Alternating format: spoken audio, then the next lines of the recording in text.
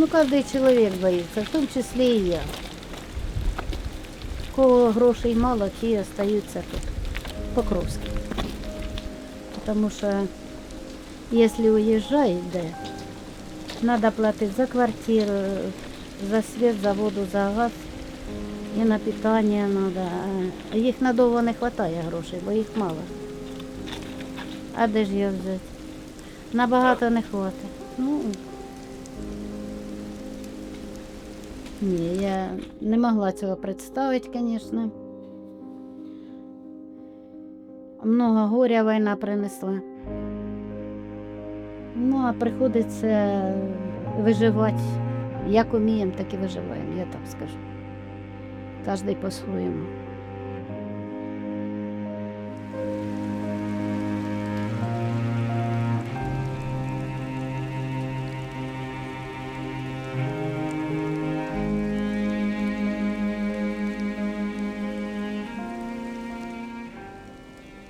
Este lugar es el mercado de Pokrovsk, el cual está cerrado casi en su totalidad. Solo quedan algunos puestos abiertos, pero hay personas aquí todavía, algunos trabajando, otros comprando. Las últimas situaciones o realidades de normalidad entre escombros, porque la entrada del mercado es completamente escombros, y aquí al lado, a cuestión de metros, los bombardeos.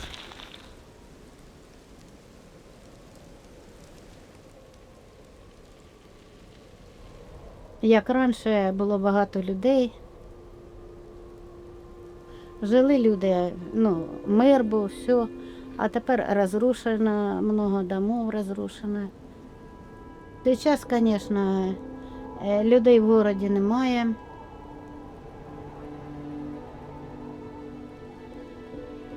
Я туди сіла, так? Ну, так. Зараз я обираю ринок. Люди торгують, а ми після того, як поторгували, ми обираємо ринок. Отож я і хочу підрабатувати, щоб воно, розумієте, вийшов на роботу, там, ну, як воно, неспокійно, ну, все одно, як вам сказати, забуваєш, що кругом відбувається, якось так воно на роботі. Там відвлічуся, там відвлічуся. Ну, з людьми побалакаєш, а що ж вдома сидіти?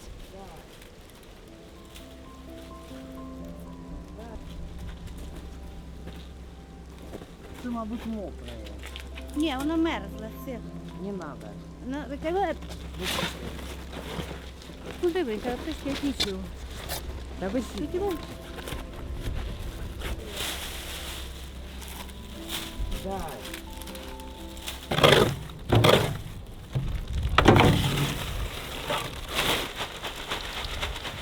Вчера или когда-то, я вообще не помню, це воно ж у нас чи вчора, чи... Прильот був недалеко, там біля нас. На авторинці, мужчину вбили. Пугає, ну а ми все равно работаем. Лишньої копійки ніколи не буває. Ну якусь копійку ж заплатять, і слава тобі, Господи, я так кажу.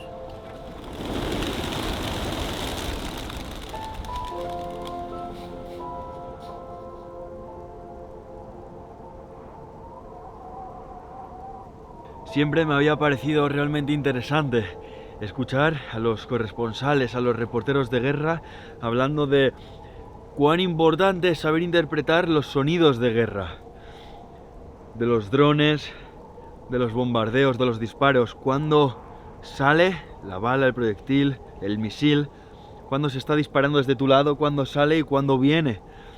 Según el sonido, saber de qué proyectil hablamos, saber cuánto tiempo tarda antes de que impacte, saber la zona de impacto, el diámetro de impacto de según qué misil para saber cómo esconderte. Y hoy me decían, cada vez que se escucha una detonación, un tun, que no es el misil impactando, sino es el misil saliendo. Silencio, callarse, dejar de hablar y estar atentos a si escuchamos un silbido. Si suena tun, el silbido quiere decir que viene hacia tu dirección. En ese momento correr, intentar meterse en algún edificio, en algo que te proteja, aunque hemos visto que hasta los edificios se hunden, es que se parten a la mitad. Pero intentar cubrirse y siempre lo más bajo posible, al suelo, tumbado al suelo. Y aquí las detonaciones no paran de sonar, de distintos tipos. A veces son detonaciones únicas, a veces son algunas que van continuadas. Hay artillería de todo tipo aquí. La situación de Anastasia es muy particular. Imaginad una abuela de 70 y pico años trabajando para poder comer.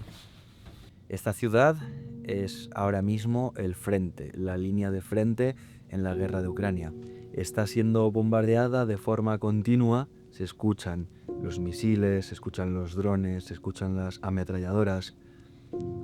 ¿Cuáles son las razones que mueven a estas personas a quedarse aquí en sus hogares, aun con la guerra tan cerca? ¿A qué condiciones, a qué problemas deben exponerse una vez deciden que no se van a ir con las evacuaciones, ¿no?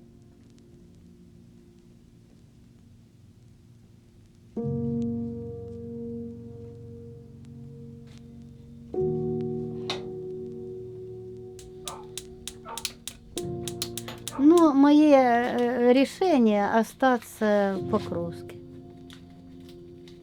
Ну, поки є де жити, а там, я кажу, що буде, то й буде. Ну, будемо надіятися на хороше, що все буде добре. Ну, я так скажу. Ну, а ночі, ну, як, ночі не сплю, тому що стріляють. Чуть, прямо аж хата двигтить. Да, у соседки, моей соседка, ну, рядом со мной, попала, ну, як вона, чи осколок, чи що, я не знаю, як вона називається, в літню кухню. Ну, а в неї загорілося, визивали пожарку.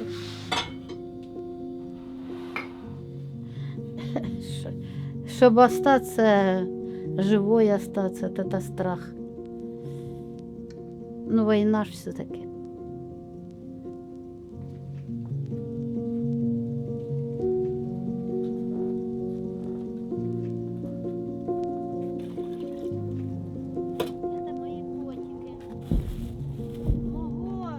Aquí, por ejemplo, las familias ya tienen el agua cortada. También conviven con cortes de la electricidad. Imaginad, invierno, temperaturas de bajo cero y bombas cayendo literalmente en las puertas de su casa.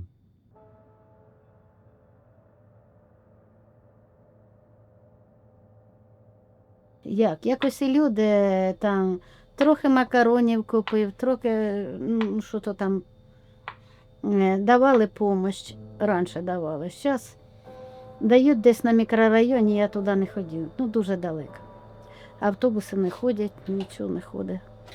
А велосипед мій заклинив.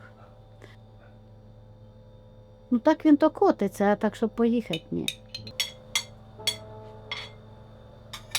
Está intentando abastecerse con algo de comida para cuando se corte el suministro. Si es que la guerra es ya dentro de la ciudad, ¿qué va a hacer?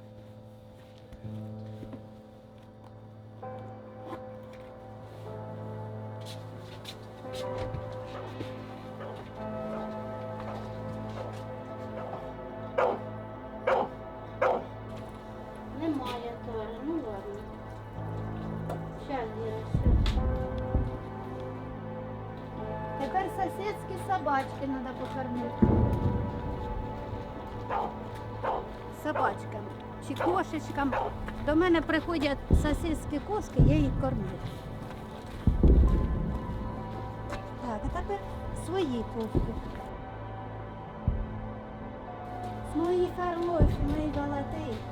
Дети мои, дети. Не бойся. Котик спрятался. Они сидят.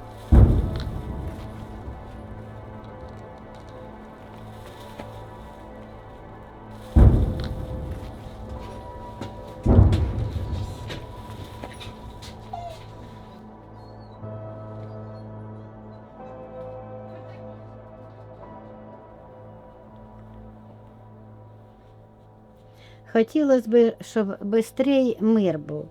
У мене надіюся, що скоро війна закінчиться, буде мир на землі, все буде добре. На хороше надіюся. Я думаю, щаслива, що я жива, поки жива, ну і жива і далі буду, я так думаю. Поэтому я щаслива, я так скажу.